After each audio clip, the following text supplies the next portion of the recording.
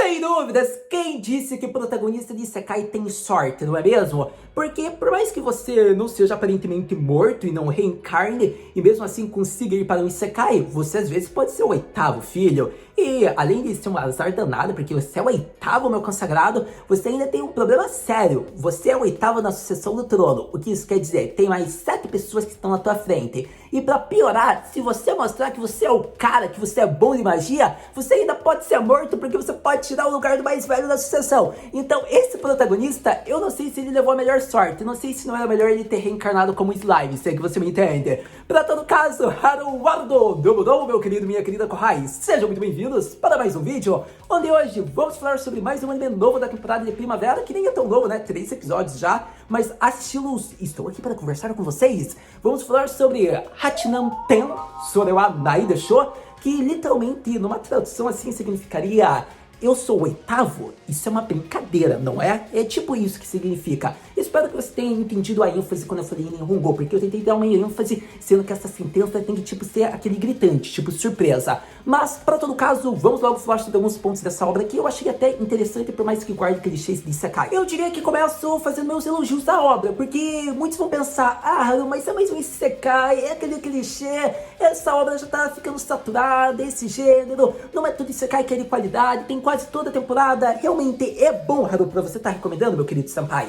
Então, minha amada senhorita, meu querido Kohai, eu acho que você deve ver, mas sim, ele tem clichês de todo Isekai. Ele envolve magia, ele envolve mundo de fantasia, nobreza, eu quero deixar bem claro isso. Ele envolve clichês de Isekai, mas ele sabe mexer com os velhos clichês. E o que eu quero dizer com isso? Por exemplo, nobreza. O protagonista, ele é filho de nobres, só que a família dele tem falência, tá decadente, a cada ano que se passa tá pior que o ano anterior, e ocorre que ele é o oitavo filho, então ele nem pode se preocupar em suceder a família, em ser o líder, sendo que ele é o oitavo, e ocorre que a família dele não tem riqueza nenhuma, então pra ele não valeria a pena. Isso já é uma quebra, ele fica meio diferente dos velhos clichês de nobreza. Ele é o oitavo filho, e ocorre que teria mais 7 pessoas para suceder ele. E a questão da magia é interessante como foi colocada, porque com 5 anos ele tem aptidão e é treinado por um mago de elite que lhe ensina tudo o que sabia em 2 semanas. Ou seja, o protagonista sabe mexer com magias de alto níveis, avançadas. Então vemos que aos 5 anos ele já se torna um gênio, ele não precisa mais de nenhum mestre, sem ser com 10, 12 anos, por exemplo. Então eu diria que é interessante a forma como eles colocaram de magia, por conta de que a gente vê que teve o sensei, ele teve o hack, a facilidade, só que ele vai ter que usar da magia para se sustentar, por exemplo. A gente viu isso no episódio 1, quando ele usa a magia dele, ele tem que acertar onde certas pessoas pedem para ele ir. Ocorre que ele vai precisar se sustentar, digamos que graças ao seu trabalho, caçando, sendo um aventureiro. Então ocorre que a magia foi necessária para ele, não foi nenhum luxo, por exemplo. Então eu diria que a questão da nobreza, a questão de magia que é presente em Isekai, foi bem feita porque é algo diferencial dessa obra, por exemplo. E a gente viu que se ele tem aptidão para magia, ele teve que viver isolado da sua família. Porque se ele contasse que tem aptidão, provavelmente ele seria morto, porque os irmãos não iriam deixar ele suceder o trono, por exemplo, o mais velho, que seria o sucessor da família, seria o chefe. Então ocorre que, por si só, já foi diferente. Ele mal conversava com sua família, com sua mãe, com suas irmãs, com seu pai, por conta de que ele não queria que ninguém acreditasse que ele poderia ter magia. Então ele sempre viveu escondido e recluso, até ter a idade avançada, onde ele poderia se sustentar indo para a escola de aventureiros para se tornar um. Então vemos que o protagonista, ele larga a nobreza, ele esconde seu fato de magia, e assim ele pode se tornar um aventureiro e começa a sua jornada. Então eu diria que por si só a narrativa da história é boa, tem clichês, mas sabe fazer com que fique interessante. Então esse é o meu maior elogio. E acredito que agora eu vou para alguns pontos que eu quero enfatizar nesses episódios de maneira bem rápida, que foram apresentados, como por exemplo, o laço do protagonista e seu mentor. Eu diria que a gente vai para a parte mais relevante até dos episódios, que é de uma maneira bem rápida, porque essa obra é uma obra que progride lentamente, ela não tem certas cenas tão impactantes, episódios muito informativos, vastos, para a gente até ficar conversando bastante. Então eu diria que 3 episódios não tem muitas partes assim que a gente pode ficar interessado, que foi muito interessante, porque eles não têm muitas coisas assim relevantes para se desenvolver, embora poderiam fazer de uma maneira mais rápida, mas a gente viu que é lentamente a forma como é conduzida a obra. Para todo caso, a gente viu que 2 episódios focaram, né, digamos que no protagonista pequeno ainda, então é um fato que deve ser enfatizado. A obra provavelmente vai se desenvolver mais a partir de agora que ele já está se tornando um jovem e pode viver sozinho. Então eu diria que foi interessante o fato de terem abordado o mestre dele, o Alfred, por conta de que era um mago de elite, né, que foi morto, digamos que numa jornada, numa quest, por exemplo, e ocorre que ele tinha um desejo ainda, ele queria encontrar um discípulo, e isso fez com que ele conseguisse se manter vivo, só que ele já estava tendo sua alma consumida, e ele iria virar um zumbi. Então quando ele acaba encontrando o protagonista, ele ensina tudo que poderia, e de uma maneira bem rápida, e nesse momento, a gente viu que o protagonista virou o discípulo perfeito, era a pessoa que ele encontrava, seja pela personalidade, pela maneira que se portava, só se surpreende por ser um garoto de 5 anos, mas ele ensinou tudo que podia. E o mais legal é que o Alfred meio que visou o futuro do protagonista, porque ao mesmo tempo que o protagonista ele aprendeu tudo para sobreviver como aventureiro, ocorre que o protagonista ele já tem influência, ele já tem terras, porque as terras do seu mestre viraram terras suas.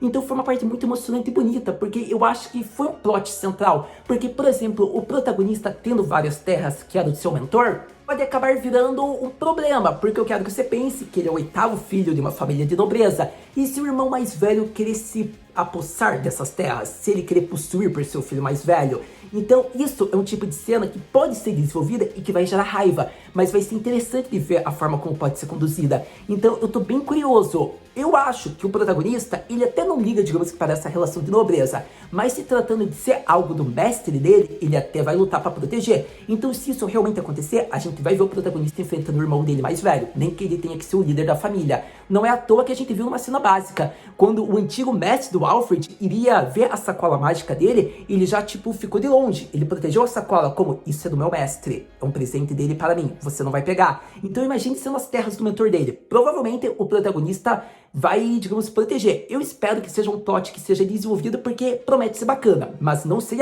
ainda se a obra, se o autor vai querer desenvolver isso. Para todo caso, eu gostei de como foi, é um ponto que pode ser mostrado ainda, vamos ver com o decorrer dos episódios, mas para todo caso, vemos que o mentor dele deu vários presentes, ensinamentos, como agir como uma pessoa, a gente viu que ele vai ter uma longa caminhada, a gente viu que ele fez com que o protagonista amadurecesse rapidamente aos 5 anos, quando ele teve que fazer a magia de luz, a magia pura, digamos que exorcizando ele como um zumbi. Então foi uma parte muito bonita, mas foi de cortar o coração, mas isso fez com que o protagonista se tornasse mais forte, mais maduro. Então eu diria que o Alfred foi realmente uma família para o protagonista, diferente dos nobres. Eu diria isso, ao meu ver. Então, para todo caso, eu diria que é interessante e eu espero que ao longo da obra ele ainda continue sendo uma figura importante que gere possíveis episódios, enredo relacionado ao protagonista. Eu até gostaria de ver o mestre do Alfred meio que ensinando algo novo para o protagonista. Seria bem interessante isso, mas isso é mais um desejo meu como fã aqui da obra, que já gostei daquele personagem que era o mestre do protagonista.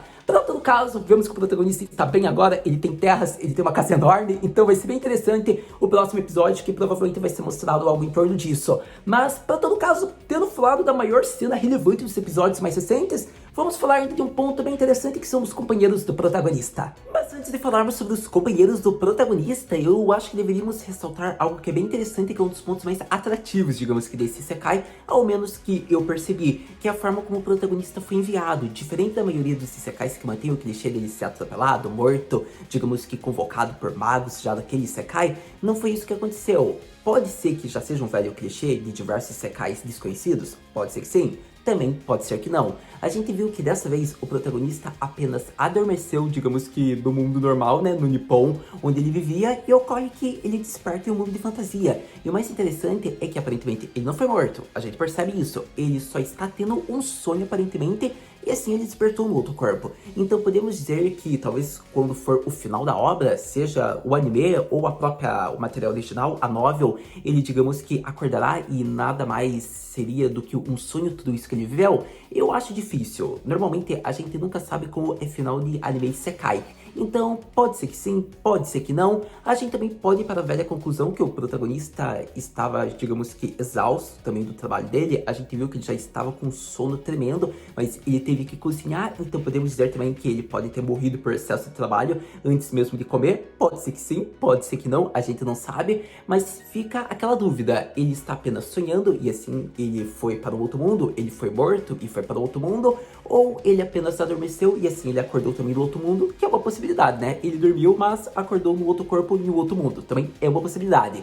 Mas, para todo caso, eu acredito que eu deveria enfatizar isso, é um ponto interessante, é algo diferente da maioria dos isekais clichês que a gente vê sempre o protagonista ser morto e enviado para outro mundo, e eu acho que deveríamos ressaltar isso sobre esse anime, que é um dos pontos mais relevantes que eu achei já dos primeiros episódios, porque é a forma como o protagonista vai para o outro mundo, o isekai. Mas, para todo caso, acredito que assim, praticamente eu ressalto o ponto que eu queria falar, abordar com vocês, meus queridos kohais. Sem dúvidas, é um anime interessante, é um isekai que sabe, digamos que mexer com o gênero, digamos que com as questões que a gente já está acostumado a ver. Eu elogio por isso, gostei de tudo que foi apresentado até o momento, figura do protagonista, digamos que o seu mentor, os companheiros do protagonista, os irmãos que apareceram no primeiro episódio. Então eu diria que aqui, só para dar uma conclusão sobre a minha opinião sobre esse isekai e os episódios até então apresentados, eu diria que os protagonistas foram interessantes, porque o protagonista usou eles como eles usariam o protagonista. Foi uma parte relevante, né? Porque eles estavam vendo o protagonista como a moeda de ouro, a moeda que iria fornecer um futuro belo para eles, ou melhor dizendo, belo para eles.